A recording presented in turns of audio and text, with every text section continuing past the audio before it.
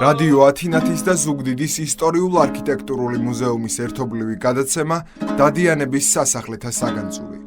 ისტორიები ზუგდიდის მუზეუმში დაცულ ბევრისთვის უცნობ ექსპონატებზე, მუზეუმის განვლილ გზაზე და ღვაწლმოსილ მონაწილეებზე. რა შეიძლება ვნახოთ და რა შემორჩა მეხსიერებას. ათინათის ეთერში ყოველ სამშაბათს 18 საათსა და 18 წუთზე. მოგესალმებით. ეთერშია რადიო ათინათის და ზუგდიდის ისტორიულ-არქიტექტურული მუზეუმის ერთობლივი გადაცემა დადიანების სასახლეთა საგანძური. პროექტის მიზანია სასახლეებში დაცული კოლექციები და ცალკეული ექსპონატები გააცნოს ფართო საზოგადოებას. ასევე მოგიყვეთ და მომავალ თაობებს შეუნახოთ ისტორიები მუზეუმის ღვაწლმოსილ თანამშრომელთა შესახებ. გადაცემის წამყვანი გახლავართ მე, დავით ოყუჯავა, მუზეუმის დირექტორი. დღევანდელ გადაცემაში ვისაუბრებთ მონეტების კოლექციაზე. სამწუხაროდ დადიანების სასახლეების ნუმიზმატიკის და ბონისტიკის, ანუ ქაღალდის ფულის კოლექცია ფართო საზოგადოებისათვის არ არის ცნობილი. რადიო ათინათის ეთერში ამავე პროექტის ფარგლებში პირველად გავაცანით აუდიტორიას მუზეუმის უნიკალური მონეტების კოლექცია. 2023 წლის 6 დეკემბრის გადაცემაში ვისაუბრეთ ძირითადად ევროპული მონეტების კოლექციაზე, რომელიც მოიცავს პოლონეთის მეფე ზიგმუნდ მესამის მონეტას, საფრანგეთის მეორე იმპერიის მონეტებს ნაპოლეონ მესამის გამოსახულებით, 1875 წლით დათარიღებული დიდი ბრიტანეთის სამეფო მონეტას, იტალიის მეფის ვიტორიო ემანუელ მეორის მონეტას, 10 სენტისიმოს. ევროპული მონეტების კოლექციას ამშვენებს ასევე ესპანეთის მეფის ფერდინანდ მეშვიდის და მარია ისაბელ პორტუგალიელის ქორწინებისადმი მიძღვნილი მედალი 1816 წელს გამოშვებული. საბერძნეთის მონეტა მეფე ოტო პირველის გამოსახულებით 5 ლეპტა გახლავთ ფულის ერთეული. ბელგიის, ავსტრიის, შვეიცარიის, უნგრეთის, გერმანიის, ფინეთის, ჩეხეთის, რუმინეთის და გდრ-ის მონეტაც კი ინახება დადიანების სასახლეთა ნუმიზმატიკის კოლექციაში. დღევანდელ გადაცემაში ვისაუბრებთ ქართული ფულის ისტორიაზე, მუზეუმში დაცული ქართული მონეტების და ქაღალდის ფულის დახმარებით. ისტორიის გარიჟრაჟზე ადამიანის სამეურნეო საქმიანობის პირველსავე საფეხურებზე გაჩნდა შრომის პროდუქტების გაცვლა-გამოცვლის საჭიროება. ბუნებრივია, რომ ამას უნდა მოჰყოლოდა ისეთი საზომი ერთეულის დადგენა, რომელიც დააწესებდა ამა თუ იმ საქონლის ღირებულებას. გაცვლა-გამოცვლის და ვაჭრების განვითარების სხვადასხვა საფეხური, როგორც ცნობილია, ყველა ხალხმა გაიარა. თანამედროვე ფულის ნიშნების მაგივრად თავდაპირველად სხვადასხვა საგანი სწევდა საწარმო ან საომარი იარაღი, ტყავეულ-ბეწვეული, რქოსანი პირუტყვი და სხვა. ცნობილია, რომ უძველეს ხანებში ლითონის ფულის გაჩენამდე მის მაგივრობას რქოსანი პირუტყვი სწევდა. ამ მხრივ მახასიათებელია, რომ ძველი რომაული ტერმინი პეკუნია ფულისა და პირუტყვის მნიშვნელობით ძველი ქართული ტერმინის ხვასტაგის მსგავსად ფულს, დოულაც და ამავე დროს რქოსან პირუწყს ნიშნავდა. სიტყვა სკოტ სლავებშიც ფულის მნიშვნელობით იხმარება. მაგალითად, სიტყვა სკოტნიცა ხაზინის აღნიშნულ სიტყვას არც თუ ისე შორეულ წარსულში იხმარებოდა. ამასთან დაკავშირებით შეიძლება შემთხვევითიც არ იყოს ის გარემოება, რომ ერთ-ერთ უძველეს ქართულ ფულზე, ეგრეთ წოდებულ კოლხურ თეთრზე, სწორედ ხარისთავია გამოსახული. თუმცა ვარაუდობენ აგრეთვე, რომ ეს გამოსახულება რელიგიურ წარმოდგენებთან დაკავშირებით გაჩნდა. არც თუ შორეულ წარსულში ჩვენს წინაპრებს ხარი გაღმერთებული ჰყავდათ. მთვარის კულტთან დაკავშირებით ხარი გახლდათ მთვარის ღვთაების ზოომორფული სახე. ფასეულობის ზემოაღნიშნული საზომები, რა თქმა უნდა, თავის პირდაპირ დანიშნულებას კარგად ვერ ასრულებდა. მათი დიდი ნაწილი ადვილად ზიანდებოდა, გასატანად გადმოსატანადაც მოუხერხებელი იყო. ამიტომ მათი ღირებულებაც ძალიან მერყეობდა. თავდაპირველად მონეტის სახელწოდება მის წონას გამოხატავდა და სიმძიმით მართლაც შეესაბამებოდა წონის ნამდვილ ერთეულს, მაგრამ დროთა მსვლელობაში მონეტის წონა, ის სინჯი თანდათან იკარგება, მონეტის სახელი კი უცვლელი რჩება. მონეტის დასახელებასა ნომინალი და მის წონას, ესე იგი მის ნამდვილ ღირებულებას, რეალს შორის სხვაობა სულ უფრო და უფრო ღმავდებოდა. ასე დაშორდა წონითი და ფულადი მნიშვნელობა ისეთი ერთეულებისა, როგორიცაა მაგალითად ბერძნული ტალანტი და დრაქმა, ქართული დრამა, ქართული დანგი, ინგლისური გირვანქა, გერმანული მარკა და სხვა. დადიანების სასახლეთა ნუმიზმატიკურ კოლექციაში განსაკუთრებული ადგილი უჭირავს კოლხური თეთრების კოლექციას. სხვადასხვა ზომის, სხვადასხვა სახის და სხვადასხვა გამოსახულებით დამშვენებული კოლხური თეთრები მრავლად ინახება დადიანების მუზეუმში.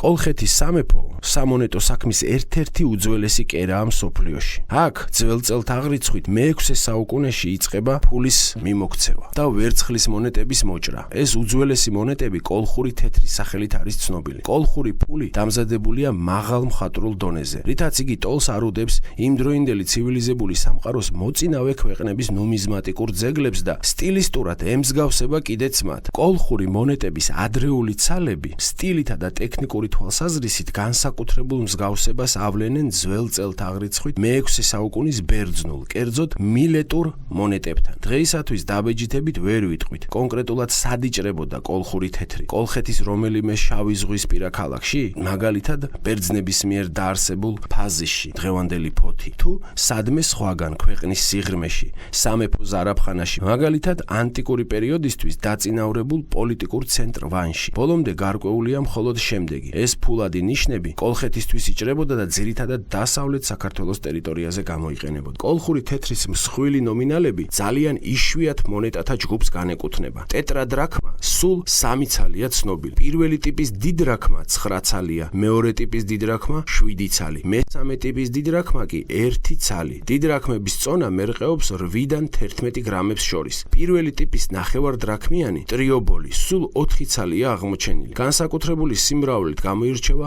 მეორე ტიპის კოლხური ნახევარდრაქმიანი, რომლის რაოდენობა ათასობით განისაზღვრება და დასავლეთ საქართველოს ყველა დასახლებულ პუნქტშია აღმოჩენილი, როგორც ერთეული, ასევე განძების სახით. ტრიობოლების წონა 1,2-2,6 გრამებს შორის მერყეობს. კოლხური თეთრი ანეპიგრაფიკულ, უწარწერო მონეტათა რიგს განეკუთვნება. მხოლოდ ტრიობოლების მცირერიცხოვან ჯგუფზე არის მოთავსებული ბერძნული ასო ნიშნები A, E, O, F, P, დელტა და MO. ასოთა დანიშნულება გაურკვეველია. შესაძლებელია, რომ ისინი ზარაფხანას აღნიშნავდნენ ან მაგისტრატებს, სახელმწიფო მოხელეებს, რომლებიც პასუხისმგებელნი იყვნენ მონეტის ემისიაზე. კოლხური ფულის მიმოქცევა გაგრძელდა აქემენით და იმპერიის დაცემამდე და ალექსანდრე მაკედონელის ლაშქრობების შედეგად ახალი პოლიტიკურ-ეკონომიკური ვითარების დამკვიდრებამდე. კოლხური თეთრის 200-ზე მეტი ექსპონატი ინახება დადიანების სასახლეთა მუზეუმის ფონდებში. გამოფენა საგანძურის ფარგლებში დამთვალიერებელს შესაძლებლობა აქვს იხილოს უნიკალური მონეტა ალექსანდრე მაკედონელის სტრატერის მინაბაძი და ალექსანდრე მაკედონელის სტრატერი. ალექსანდრე მაკედონელის ფულმა, ოქროს სტრატერმა და ვერცხლის ტეტრადრაქმებმა მსოფლიოს სამონეტო ბაზარი დაიპყრო. ცოტა მოგვიანებით შავიზღვისპირეთის ქვეყნებში ასეთი პოპულარობა მოიპოვა ალექსანდრეს ერთ-ერთი მემკვიდრის, თრაკიის მეფე ლისიმაქეს სტრატერებმა. ცვლილება, რომელსაც საყოველთაო ხასიათი ჰქონდა, შეეხო საქართველოსაც. კოლხური თეთრის ემისია და ლისიმაქეს სახელით მოჭრილმა ოქროს ფულმა, მოგვიანებით კი სამონეტო ბაზარზე ორიგინალური სტრატერების დეფიციტმა მათი ადგილობრივი მინაბაძების გაჩენა გამოიწვია. ადგილობრივი კოლხეთის ტერიტორიაზე მოჭრილ მინაბაძთა შორის ყველაზე ადრეული სხვა წყბრევებიდან კოლხეთის უცნობი მმართველის ბასილევს აკის სახელით მოჭრილი ოქროს მონეტა, რომელიც დამზადების ხარისხით არ ჩამოუვარდება პროტოტიპს, ლისიმაქეს სტრატერს. ასეთი მონეტა სულ 2 ცალია ცნობილი და ორივე ისტორიული კოლხეთის ტერიტორიაზეა აღმოჩენილი. ისინი ძველ წელთაღრიცხვით მეორე საუკუნის დასაწყისით თარიღდება. იბერიაში, ანუ ქართლის სამეფოში, კოლხეთისგან განსხვავებით, სამონეტო მიმოქცევა ძველ წელთ მეორე საუკუნემდე შედარებით სუსტად იყო განვითარებული. დღევანდელ გადაცემაში ჩვენ ვიყენებთ მრავალ წყაროს, მაგრამ ყველაზე მნიშვნელოვანი წყარო, რომელსაც დღევანდელ გადაცემაში ვიყენებთ, გახლავთ წიგნი ფულის ისტორია საქართველოში, რომელიც გამოცემულია გამომცემლობა პალიტრა ელის მიერ, პროექტის ხელმძღვანელი გახლავთ აკადემიკოსი ჯაბა სამუშია. დიდი მადლობა ამ წიგნის ავტორებს, რედაქტორებს, ძალიან დიდი დახმარება გაგვიწია ამ გადაცემის მომზადებაში. ასევე ქართული მონეტების ოქროს კოლექცია, ასეთი სახელწოდების წიგნი გახლავთ. ძალიან საინტერესო წიგნია, განსაკუთრებით დაინტერესებს ეს წიგნი ახალგაზრდებს. წიგნში თანდართულია ყველა მონეტა, რომელზეც კი საუბარია. მონეტის ასლი, რა თქმა უნდა, რომელზეც საუბარია ამ წიგნში. სიამაყით შემიძლია განვაცხადო, რომ მუზეუმმა რამოდენიმე ათეული ასეთი წიგნი შეიძინა და სკოლის დაწყებისთანავე ახალგაზრდებს, სკოლის მოსწავლეებს შესთავაზებს უნიკალურ საგანმანათლებლო პროექტს, რომელის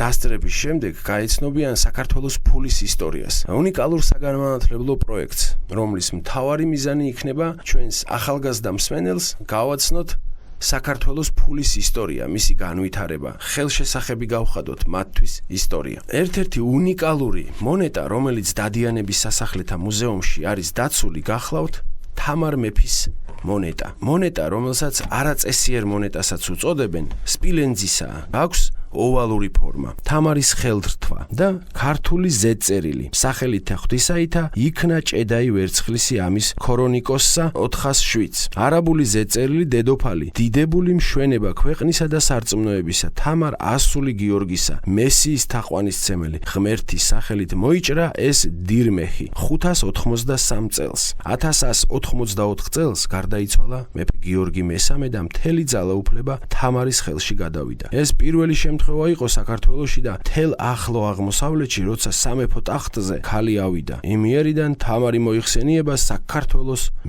მეფისა და დედოფლის ტიტულით. პირველ მონეტას თამარი 1187 წელს ჭრის. ავერსზე განთავსებულია თამარის ხელრთვა და ასომთავრული წარწერა. რევერსზე არაბულ ენაზე შესრულებული მედიდური ზედწერილია. საქართველოს არნახული ძლიერების სურათის აღდგენა ამ მონეტის საშუალებითაც არის შესაძლებელი. სპილენძის მონეტას აწერია იქნა ჭედვაი ვერცხლისი. ეს არის კლასიკური მაგალითი ფულის იძულებით კურსის დადგენისა. შუა საუკუნეების საქართველოში ვერცხლის კრიზისის დროს თამარის ეპოქაში საქართველო ძლიერი სახელმწიფო იყო. ფულის კურსიც მტკიცე ჰქონდა. აქტიური ფინანსური პოლიტიკა ეკონომიკის წარმატებით განვითარებას განაპირობებდა. ყოველივე ამას კი საქართველო პოლიტიკური და კულტურული ცხოვრების უფრო მაღალ ეტაპზე გადაჰყავდა. კიდევ ერთი უნიკალური მონეტა, რომელიც მუზეუმში ინახება, გახლავთ კირმანეული თეთრი, მე-13 საუკუნით დათარიღებული. სახელი მომდინარეობს ბერძნული სიტყვებიდან კირ და მანუელ, ბატონი მანუელი და დაკავშირებულია ტრაპიზონის კეისრის მანუელ პირველის 1238-1263 წლები სახელთან. მონეტის შუბლზე გამოსახულია მეფე და დამახინჯებული ბერძნული დაწერია ტრაპიზონის კეისრების მანუელის ან იოანეს სახელი. კეისრის ფეხთან გამოხატულია 6 ქიმიანი ვარსკვლავი, ეგრეთ წოდებული სოლომონის ბეჭედი. ზურგზე ტრაპიზონის იმპერიის მფარველის წმინდა ევგენის გამოსახულებაა და ბერძნულად აწერია წმინდანის სახელი. მაქსიმალურად ვეცადეთ დღევანდელ გადაცემაში მოვგვეყოლა მუზეუმში დაცული უნიკალური ნივთების შესახებ. მინდა ვთქვა, რომ მუზეუმში ასევე ინახება პოლონეთის მეფისა და ლიტვის დიდი მთავრის ზიგმუნდ მესამის ვაზას მონეტა, ვერცხლი. ასევე მუზეუმში ინახება პონტოს მეფის პოლემონ მეორის მონეტა, ვერცხლი, ზომა 19 მმ, წონა 3.6 გრამი. ახალი წელთაღრიცხვით პირველი საუკუნე. მუზეუმის ნუმიზმატიკურ კოლექციაში მრავლად არის დაცული ქართული თეთრი, წარწერით ტიფლისი. ქართკახეთის სამეფოს გაუქმების შემდეგ ეგრეთ წოდებული თბილისის გუბერნია რუსეთის დაპყრობითი ომების პლაცდარმად იქცა. რუსულ ჯარსა და გუბერნიის რუსულ ადმინისტრაციას ხელფას უხდიდნენ ასიგნაციებით, ქაღალდის ფულით და ოქროს, ეგრეთ წოდებული ლობანჩიკებით, რომელიც აღმოსავლეთში პოპულარული ჰოლანდიური დუკატების უკანონო მინაბაძი იყო. ადგილობრივ ბაზარზე ქაღალდის ფულს გასავალი არ ჰქონდა. ლობანჩიკების ფასი კი ვერცხლთან მიმართებაში თანდათან ეცემოდა. ამის ძირითადი მიზეზი ვერცხლის ფულის ნაკლებობა იყო. მიმოქცევაში ჯერ კიდევ შემორჩა ერეკლე მეორის დროინდელი მაღალხარისხიანი ვერცხლის სირმა, აბაზები, ვინაიდან გზის სიშორისა და კავკასიის მთიელებთან წარმოებული ომების გამო რუსეთიდან ვერცხლის და სპილენძის ფულის ტრანსპორტირება ვერ ხერხდებოდა, 1804 წლიდან თბილისში აღადგინეს ზარაფხანა, სადაც იჭრებოდა ქართულ წარწერიანი ვერცხლისა და სპილენძის ფული. ერეკლე მეორის დროინდელი ფულადის სისტემით, რომლის უკნინესი ერთეული დინარი იყო. რაოდენობა კი მონეტაზე ქართული ასოებით აღინიშნებოდა. ზარაფხანა მოქმედებდა 1834 წლამდე და ჭრიდა ვერცხლის ორაბაზიანებს, აბაზიანებს, ნახევარაბაზიანებს, სპილენძის ბისტს, ნახევარბისტს და ფულს. ყველა ეს ნიმუში დაცულია დადიანების სასახლეთა ისტორიულ-არქიტექტურულ მუზეუმში. მინდა დიდი მადლობა გადაუხადო ამ წიგნის ავტორებს, ვინც ძალიან ბევრი იმუშავეს და უნიკალური ქართული მონეტების ოქროს კოლექცია შეაგროვებს. განსაკუთრებული გამოცემაა საქართველოს სახელმწიფოებრიობის მატიანეა ფაქტიურად. ქვეყნის ისტორიას ქართული მონეტები მოგითხრობენ. ალბომის საშუალებით თქვენ შეგიძლიათ გაეცნოთ 24 ქართულ მონეტას. ასევე რამოდენიმე სიტყვით მინდა შევეხო ბონისტიკას, მუზეუმში დაცულ ქაღალდის ფულის კოლექციას. მუზეუმში დაცული ქაღალდის ფულის კოლექციისგან გამორჩეულია საქართველოს რესპუბლიკის ფულადი ერთეულები, საქართველოს რესპუბლიკის ბონები 50, 100, 10, 3 და 1 მანეთის ოდენობით. საქართველოს რესპუბლიკის ბონი ასევე მუზეუმში ინახება 1000 მანეთის ეკვივალენტით. ასევე 1921 წელს გამოცემული 5000 მანეთი. საქართველოს ქაღალდის ფულის კოლექციაში ინახება სხვადასხვა ქართული ფული. ასევე ინახება ამიერკავკასიის ეგრეთ წოდებული სამი სახელმწიფოს გაერთიანებული ფული: აზერბაიჯანის, სომხეთის და საქართველოს გაერთიანებული ფული. ამიერკავკასიის SSR ფედერაციული ფულის ნიშანი, რომელიც საკმაოდ უცნაურად გამოიყურება, ვინაიდან ზოგიერთი ნომინალი 1 მილიარდსაც კი აღწევს. 1 მილიარდი მანეთი. ასეთი ფულია მაგალითად გამოცემული 1924 წელს, რომელიც მუზეუმში მხოლოდ და მხოლოდ 1 ცალი შემოღჭა. მისი მდგომარეობა არის დამაკმაყოფილებელი და საკმაოდ უცნაური ნომინალი არის. დამეთანხმებით 1 მილიარდი. ასევე გვხვდება 500.000 მანეთი 1923 წელს გამოცემული. აქვე 1 ცალი საქართველოს რესპუბლიკის ბონი 5000 მანეთი, რომელიც გამოცემულია 1921 წელს. ამიერკავკასიის სამი რესპუბლიკის გაერთიანებული ფულადი ერთეული 250 მილიონი მანეთის ეკვივალენტით. ადგილზე მუზეუმში გვაქვს 2 ცალი, ნებისმიერ სურვილს შეუძლია მკვლევარს, ესე ვთქვათ, შეუძლია გამოიკვლევოს ეს უცნაური ფულის ერთეულები. ასეთი გახლავთ დღევანდელი ამბები დადიანების სასახლიდან. დიდი მადლობა რომ გვისმენდით. მომავალ შეხვედრამდე. რადიო ათინათის და ზუგდიდის ისტორიულ-არქიტექტურული მუზეუმის ერთობლივი გადაცემა დადიანების სასახლეთა საგანძური. ისტორიები ზუგდიდის მუზეუმში დაცულ ბევრისთვის უცნობ ექსპონატებზე, მუზეუმის განვლილ გზაზე და ღვაწლმოსილ მონაწილეებზე. რა შეიძლება ვნახოთ და რა შემორჩა მეხსიერებას. ათინათის ეთერში ყოველ სამშაბათს 18 საათსა და 18 წუთზე.